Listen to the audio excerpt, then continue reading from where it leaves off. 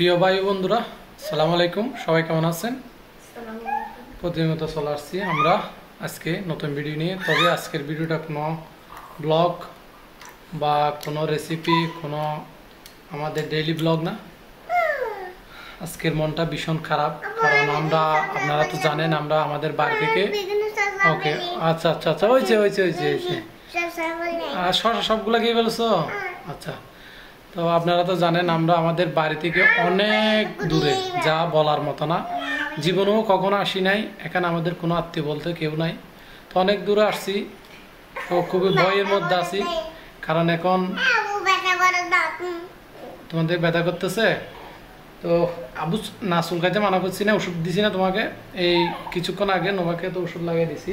হ্যাঁ, যে পরিমাণ চারদিকে সমস্যা হচ্ছে আমাদের দেশের মধ্যে, আমরা ফেসবুকে ইউটিউবে যা দেখতেছি বা খবরে যা দেখতেছি, খুবই খারাপ লাগতেছে। আজকে একটা ভিডিও দেখে মনটা এত খারাপ লাগছে, সত্যি বলো বোঝানোর মতো না। ভাতের বিনিময়ে মানুষ মারতেছে। ভাত খাওয়ানোর পরে একজন সুস্থ মানুষকে কিভাবে ভাত খাওয়ার পরে আবার মানুষ মেরে ফেলতে পারে? তো আমরা তো অনেক দূরে আছি, তো আল্লাহ যেন আমাদেরকে সুস্থ রাখে, নিরাপদ রাখে। ওই যা বাইক এরকম করিও না। তো এখন আমাদের খুবই ভয়ের মধ্যে দিনগুলো যাচ্ছে, কারণ এখানে তো আমাদের আত্মীয় স্বজন বলতে কেউ নাই, আমাদের বিপদে কেউ এগিয়ে আসার মতো কেউ নাই। তো এই পরিস্থিতি কি করব কি বুঝতেছি না কিছু, কারণ দেশের পরিস্থিতি কেন দিন দিন এমন হচ্ছে, সেজন্য আমার বাসে বসবো। আচ্ছা, আব্বুর বাসে বসো। তো বিশেষ করে বাচ্চাদের নিয়ে বেশি একটু আতঙ্ক আছি, কারণ আমি সারাদিন চলে যাই চাকরিতে। তো সেখান তাদেরকে একা বাড়িতে রেখে চলে যাচ্ছি। এই পরিস্থিতিতে বলতে গেলে আল্লাহ একজন আছে, তো আল্লাহর উপর সবকিছু ছেড়ে দিয়ে চাকরিতে যেতে হচ্ছে। কারণ চাকরিতেও যদি না যায় তাইলে আমরা খাবো কি? একটা কথা আছে, অবশ্যই খেতে তো হবে, মানুষ বাঁচতে হলে খেতে হবে। তো এত কিছুর পরও চাকরিতে চলে যেতে হচ্ছে, কারণ ছোট ছোট বাচ্চাকে ফেলে অগ্নিসহ এখানে বাড়িতে। আচ্ছা, গরম লাগতেছে, এটা ফ্যানটা বন্ধ করছি তো গরম লাগতেছে, এই জন্য নোভা বলতেছে যে আমার গেঞ্জিটা খুলে ফেলার জন্য। বাবাকে ভীষণ ভালোবাসে। তো এখন আজকে কয়েকদিন ধরে যেটা দেখতেছি এগুলো দেখে খুবই খারাপ লাগতেছে, আর খুবই বয়ে আছি আর টেনশনের মধ্যে আছি। আচ্ছা আচ্ছা দিব, তোমাকে দিব, এরকম করলে তার পারবা না। তো সবাই দোয়া করবেন আমাদের জন্য, আর দেশের পরিস্থিতি যেন স্বাভাবিক হয়ে যায়, আর আইন শৃঙ্খলা বাহিনী যেন এগুলো শক্ত হাতে দমন করে। কারণ আইন শৃঙ্খলা বাহিনীও একটু ইয়ার মধ্যে আছে হয়তো, কারণ তারা তো এখন যদি কোনো একটা উল্টাপাল্টা করে তাইলে সমস্যা, মানে কি বলবো, বাসাও আসতেছে না এরকম পরিস্থিতি। আজকে সত্যি বলতে ভিডিওটা দেখার পর অনেক কান্নাও চলে আসছে, আর এই ভিডিওটা অনেকেই দেখতেছি যে এই বারবার শেয়ার করতে, যার কারণে হোম পেজে চলে আসতেছে। তো ভীষণ খারাপ লাগতেছে বারবার এই ঘটনা দেখে। আজকে আমি একটু ইয়া থেকে আসার পর একটু ঘুমাই, বিশ্রাম করি আর কি। তো কিন্তু আজকে এটাও করতে পারে, ঘুমাতে গেলেও বারবার এটা মাথায় আসতেছে। এরকম করিও না, দুষ্টামি করিও না। আব্বু কথা বলতেছি না, আব্বু কথা বলতেছি না। তো বিশেষ করে ছোট বাচ্চাদের জন্য ভয় হয়, কারণ তাদেরকে একা পেলে চাকরিতে যাই, সারাদিন সেখানে থাকি। তো আর এখানেও আমাদের যদি কোনো একটা বিপদ আসে বা বিপদ হয়, আমাদের আত্মীয় বলতে তো কেউ নাই পাশে থাকার জন্য। তো সব কিছুই আল্লাহর উপর নির্ভরশীল। ইনশাল্লাহ সামনে পরিস্থিতি ভালো হবে আশা রাখি। কারণ এই ঘটনাগুলো দেখার পরে আশা করি আপনারা তো সবাই দেখছেন ফেসবুকের মধ্যে, একজন অস্বাভাবিক, মানে উনি তো স্বাভাবিক আমাদের মতো মানুষ না, উনি হয়তো বুঝে নাই, মানে উনি তো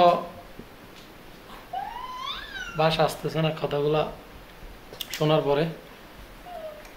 দিন দিন মানুষ শিক্ষিত মানুষ হওয়ার পরও কেমনে এভাবে অমানবিক নির্যাতন করে মানুষকে মেরে ফেলতে পারে, মাথায় আসতেছে না। আচ্ছা বউ, তুমি যাবে যে? ঠিক আছে, এটা তুমি দেখতে পারবে না। তুমি বলতেছো ওইখানে সে যাবে, মানে এগুলো তুমি দেখতে পারবে না। তো এটা অনেক দূরে। তো আমার বাচ্চাদের জন্য একটু দোয়া করবেন। ওমাক গুলি নিয়ে মারতে পারে না, দাও ওইখানে এই এগুলা দেখছো তো, পুলিশ যে গুলি করছে ওই ভিডিওগুলো ফেসবুকে দেখছো তো, তাই জন্য গুলি নিয়ে মেরে ফেলবে এরকম কথা বলতো ছোট বাচ্চারা। এগুলো দেখো ওনারাও দেখে কি করে মারবো যে গুলি, দেখছেন? মানে আজকাল অবশ্যই বড়রা যদি কোনো কিছু করে একটা ছোটরা শিখবে, স্বাভাবিকই। তো দেশের এই পরিস্থিতি আমি আসার পরে মোবাইলটা কেড়ে নেয় বাচ্চারা, কেড়ে নিয়ে একটু ফেসবুক এই কি বলে টিকটক এখন তো আচ্ছা আচ্ছা এখন চারদিকে তো একই ভিডিওগুলো আসে, যেদিকে যায় সেদিকে শুধু মারামারি এরকমই। তো আল্লাহ যেন আমাদের সবাইকে বোঝার তৌফিক দেয় এবং আমাদেরকে যেন এই মারামারি হানাহানি থেকে দূরে রাখে।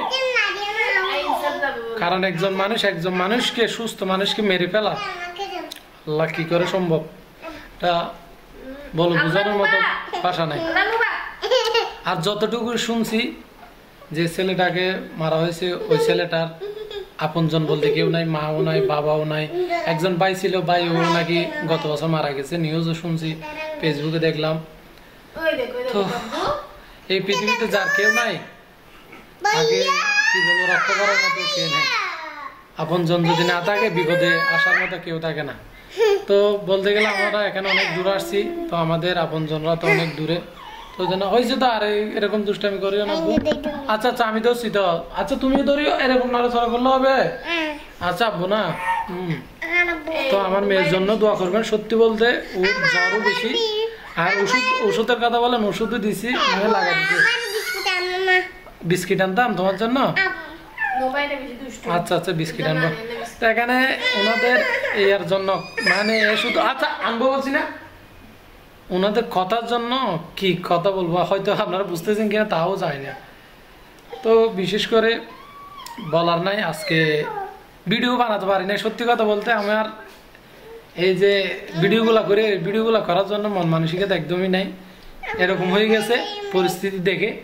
তো ভাবলাম কি আর করবো, আপনাদেরকে একটু মেসেজ দিই, সবাই যেন মারামারি হানাহানি, যারা আমাদের ভিডিওগুলো দেখেন, আমাদের পাশে থাকেন, সাপোর্ট করেন, তাদের উদ্দেশ্যে আমাদের সর্বশেষ একটাই কথা, সবাই আমরা দেশের মানুষ বলতে তো যে দলেরই হোক, সবাই ভাই ভাই। হ্যাঁ, তো সবাই যেন ভালো থাকি, সুস্থ থাকি, মারামারি হানাহানি এগুলো থেকে দূরে থাকি।